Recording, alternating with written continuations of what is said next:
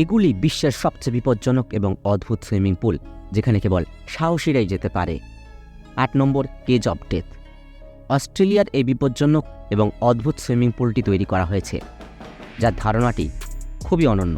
এতে মানুষকে খাঁচায় রেখে জলের ভেতরে রেখে দেওয়া হয় এবং সেই জলের ভেতরে সবচেয়ে বিপজ্জনক নোনা জলের কুমির রেখে দেওয়া হয়, যা মানুষ খুব কাছ থেকে দেখতে পায়।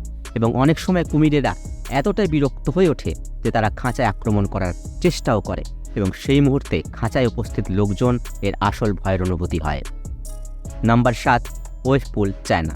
এই ভয়ানক সুইমিং পুলটি চীনে রয়েছে, যা জাপানের সুনামির অভিজ্ঞতার জন্য নির্মিত হয়েছিল। হ্যাঁ বন্ধুরা, এতে অনেকেরই সুনামির অভিজ্ঞতা হয় এবং হঠাৎ প্রবল ঢেউ আসে। আপনি ভিডিওতে যেমন দেখতে পাচ্ছেন, কিন্তু এর জেরে একবার এখানে বড় দুর্ঘটনা ঘটে। ঢেউয়ের মাত্রা অনেক বেশি হয়ে গিয়েছিল, এর কারণে 40 জন আহত হয়েছিল এবং তখন থেকে এই পুলটিকে ভুতুড়ে পুল বলে মনে করা হয়। 6 নম্বর, ভিক্টোরিয়া ফলস। এটি একটি জলপ্রপাত যা 990 মিটার উঁচু, যা খুবই বিপজ্জনক। প্রতি সেপ্টেম্বর ও অক্টোবরে শুষ্ক আবহাওয়া থাকে। এই সময় বেশিরভাগ মানুষই এখানে আসেন উত্তেজনা অনুভব করতে। জাম্বিয়া এবং জিম্বাবুয়ের সমুদ্র সৈকত সীমান্তে অবস্থিত ভিক্টোরিয়া ফলস 360 ফুট উঁচু। জলপ্রপাতের শীর্ষে একটি প্রাকৃতিকভাবে গঠিত শিলা পুল, যাকে শয়তানের পুল বলা হয়। এখানকার জল শান্ত। এটি বিশ্বের বিখ্যাত প্রাকৃতিক দর্শনীয় স্থানগুলির মধ্যে একটি। ভিক্টোরিয়া জলপ্রপাত স্থানীয়ভাবে মসিও তুনিয়া জলপ্রপাত নামে পরিচিত, যার অর্থ ঘূর্ণায়মান বৃষ্টি এবং কুয়াশা। 5 নম্বর, পুল অফ ডেথ। এই সুইমিং পুলে প্রবেশের জন্য আপনাকে শুধু সাঁতার জানতে হবে এমন নয়, আপনার সৌভাগ্য ভালো হতে হবে। তাহলে জীবন বিমা নেওয়ার পরেই এখানে প্রবেশ করা ভালো, কারণ এই পুলটি একটি জাদুকরী পুল এবং এটি থেকে হঠাৎ জল গায়েব হয়ে যায়। এতে সাঁতার কাটতে গিয়ে প্রথমে জলের স্তর কম থাকে, হঠাৎ জলের প্রবল স্রোত এসে জলের স্তরই শুধু বাড়ায় না, জলের সাথে মানুষ উঠে যায়। জল বাড়ার সাথে সাথে স্রোতের শক্তি এত বেশি হয়ে যায় যে তাতে সাঁতার কাটা মানুষ সরাসরি পাথরের সাথে ধাক্কা খেয়ে মারাও যেতে পারে। 4 নম্বর, উইন্টার সুইমিং পুল। এটি এক ধরনের চ্যাম্পিয়নশিপ যা সুইডেনে আয়োজিত হয়। এর মূল উদ্দেশ্য হলো মানুষের সহনশীলতা পরীক্ষা করা। এতে বরফ কেটে এটি সুইমিং পুল তৈরি করা হয়, যেখানে মানুষকে সাঁতার কাটতে হয় এবং এটি এত ঠান্ডা হয় যে অনেকে অজ্ঞান হয়ে যায়। তবু এই চ্যাম্পিয়নশিপে অনেক লোক অংশগ্রহণ করে, এমনকি অনেকে এতে অংশ নিয়ে হাসপাতালে পৌঁছান। 3 নম্বর, অ্যাকোয়ারিয়াম পুল, বান্ডোল।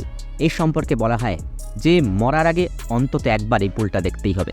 এই পুলের নকশা এমন যেতে সাঁতার কাটতে গিয়ে আপনি ভিলার বাইরের সুন্দর দৃশ্য দেখতে পারবেন এবং অন্যদিকে আপনি ভিলার বেডরুমও দেখতে পারবেন। এই পুলের দুই পাশই কাঁচের তৈরি। সমুদ্রের তীরে নির্মিত এই বিলাসবহুল ভিলার এই পুলে যদি আপনি একবারও সাঁতার কাটতে ভালো লাগে, তাহলে এখানে থাকার জন্য আপনাকে প্রতি রাতে প্রায় 59,000 ভারতীয় টাকা দিতে হবে।